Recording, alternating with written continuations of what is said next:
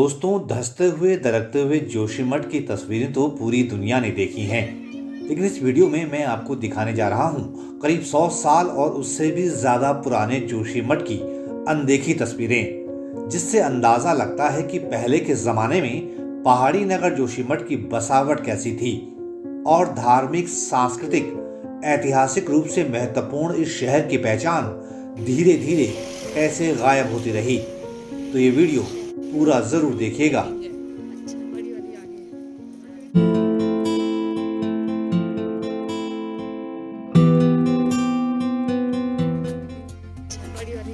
मैं आपको जोशीमठ की पुरानी तस्वीरें दिखाऊं उससे पहले उसकी लोकेशन समझिए। बद्रीनाथ से बमुश्किल 44-45 किलोमीटर पहले पड़ने वाला जोशीमठ शहर पहाड़ पर कैसे पसरा हुआ है, ये आपको इस तस्वीर से समझ में आ रहा होगा। इस तस्वीर में जोशीमठ के ठीक नीचे दाहिनी तरफ अलकनंदा नदी है और बाईं तरफ है धौलीगंगा नदी।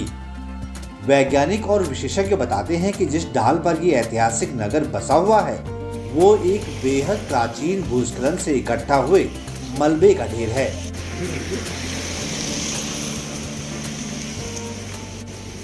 ये जोशीमठ का व्यू पॉइंट है। ये हिमालय है ठीक सामने। ये जो है बहुत दिलचस्प चीज़ है। ये पहाड़ हाथी पर्वत, हाथी जैसा उसका जो हाथी जैसी आकृति है इसकी। ये देखिए, ऐसा जो है इसे हाथी पर्वत कहते हैं। और ये इसके पीछे हिमालय है, ये हिमालय है, ऊपर औली है और नीचे ये है जोशीमठ कस्बा। बड़ा शहर हो गया अब तो।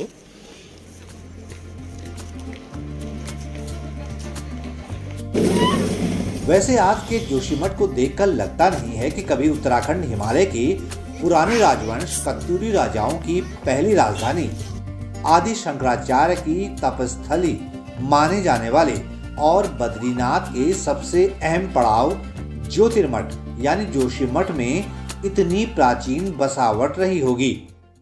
जोशीमठ जो शहर है वो हिमालयी पर्वत श्रृंखलाओं का जो है वो गेटवे है। इसके बाद पर्वत श्रृंखलाएं शुरू होती हैं। सामने बहुत दूर, शायद कैमरा पता नहीं कैच कर पा रहा होगा, नहीं कर पा रहा, वो नंदा देवी शिखर है, नंदा देवी चोटी है।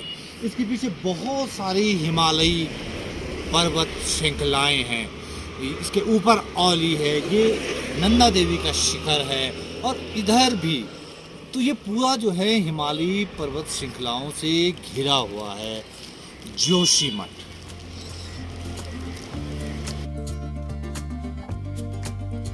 अब जरा पुराने जोशीमठ को देखिए। इन पुरानी तस्वीरों से पता चलता है कि पहाड़ी शैली के सुंदर कटे पत्थरों के मकानों, रैन बसेरों, मंदिरों का ये शहर किसी दौर में कितना खूबसूरत था।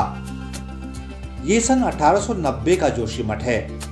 लकड़ी की बल्लियों, मिट्टी और कटे पत्थरों से बने छज्जे वाले पहाड़ी शैली के घर आपको दिख रहे होंगे। ये दुर्लभ तस्वीरें मुझे डॉक्टर कुर्ट बॉक नाम के जर्मन पर्वतारोही के कलेक्शन से मिली हैं। अब ये जो तस्वीरें आप देख रहे हैं ये 1930 के दशक के जोशीमठ की हैं। तब भी पहाड़ी शैली के बने घर मौजूद थे। सुगठित सघन आवासीय परिसर और पहाड़ी शैली के खूबसूरत भवन जोशीमठ की शान रहे हैं। लेकिन अब ऐसे भवन जोशीमठ में कम ही देखने को मिलते हैं। हालांकि नरसिंह मंदिर परिसर में कुछ ऐसे स्ट्रक्चर अभी भी हैं। खासकर शंकराचार्य की गद्दी जिस भवन में है वो जोशीमठ के उसी शानदार अतीत की याद दिलाता है। ये शंकराचार्य की गद्दी स्थल जो पूजा जाता है सर्दियों में,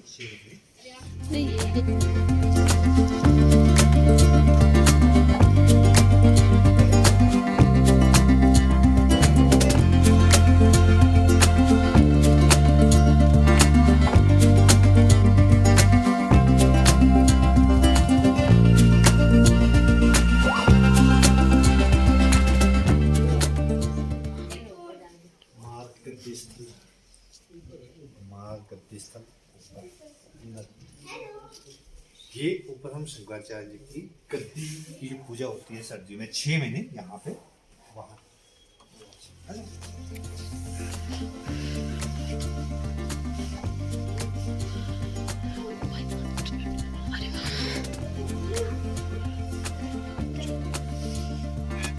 ये तो कोई वेलू लगता है मुझे।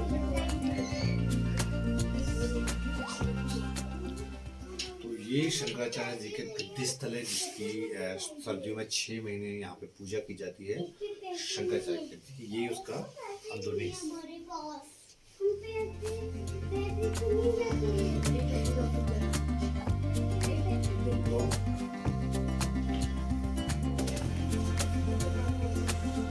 जोशीमठ के नरसिंह मंदिर का भले ही अब स्वरूप बदल दिया गया हो, लेकिन ये मंदिर कुछ साल पहले तक पहाड़ी शैली के सुंदर भवन में था। इसका जिक्र मशहूर घुमक्कड़ राहुल सांकृत्यायन ने भी अपनी किताब हिमालय परिचय में कई साल पहले किया है। उन्होंने लिखा है, नरसिंह का मंदिर घर की तरह मालूम होता है। इसकी ढालुआ छत तांबे की है। सामने के हाथे में पत्थर का कुंड है जिसमें पीतल के नंदी से पानी गिरता रहता है। ये नरसिंह भगवान का मंदिर है जोशीमठ में।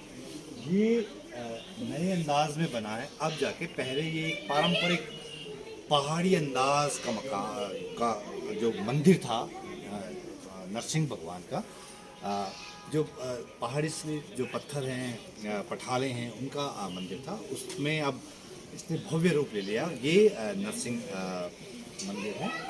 नरसिंह भगवान जो हैं हिंदू मान्यताओं में भगवान विष्णु के अवतार माने जाते हैं। और ये नरसिंह मंदिर इसलिए अहम है ज्योतिर्मठ की, जोशीमठ से ज्योतिर्मठ होने की यात्रा में, क्योंकि यहाँ पर आदि शंकराचार्य की गद्दी की पूजा होती है सर्दियों में 6 महीने।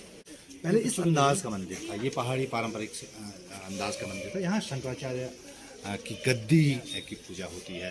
तो इसी अंदाज के मंदिर आपको ऊखीमठ में मिलेंगे, इसी अंदाज के मंदिर आपको इस हिमालयी बेल्ट में मिलेंगे। तो ये पारंपरिक पहाड़ी अंदाज के जो मंदिर हैं वो थे, तो उसको अब भव्य रूप दिया गया है। ये नरसिंह भगवान का।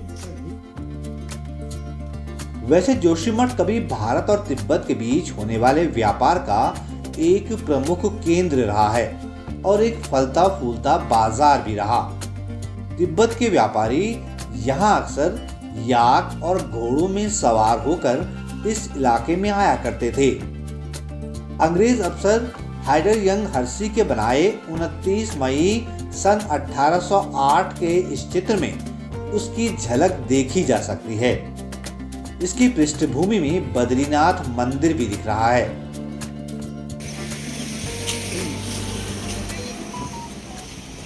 उत्तराखंड का ये जो पहाड़ी नगर है जोशीमठ, ये परंपरागत रूप से एक व्यापारिक जगह रही है, व्यापारिक केंद्र रहा है। जब भारत और तिब्बत के बीच जो है व्यापार अपने चरम पर था, तो जोशीमठ उसका एक प्रमुख सेंटर था। तिब्बत से जो भूटिया जनजाति के लोग हैं वो यहाँ पर अपना सामान बेचने आया करते थे इस जोशीमठ में। तो ये हिमालयी नगर है, एक समय कारोबार का एक प्रमुख केंद्र रहा है। 1962 में भारत और चीन के बीच जब युद्ध हुआ, उसके बाद भारत और तिब्बत के बीच व्यापार एकदम बंद हो गया और जोशीमठ का जो बाजार था, जो तिब्बत से जो व्यापारियों से सस्ता था, जो तिब्बत के व्यापारियों से, वो मंदा पड़ गया। लेकिन जोशीमठ की रौनक अभी भी बनी हुई है। हालांकि भारत और तिब्बत के बीच उस तरह का व्यापार यहाँ पे अब नहीं होता है। तो इन पुरानी तस्वीरों को आंखों में अच्छी तरह से भर लीजिए। यही कुछ दुर्लभ तस्वीरें हैं जो इसकी गवाही देती हैं कि एक नगर और कस्बे के तौर पर जोशीमठ की अपनी यात्रा कितनी गौरवमयी, कितनी लंबी और कितनी समृद्ध रही है।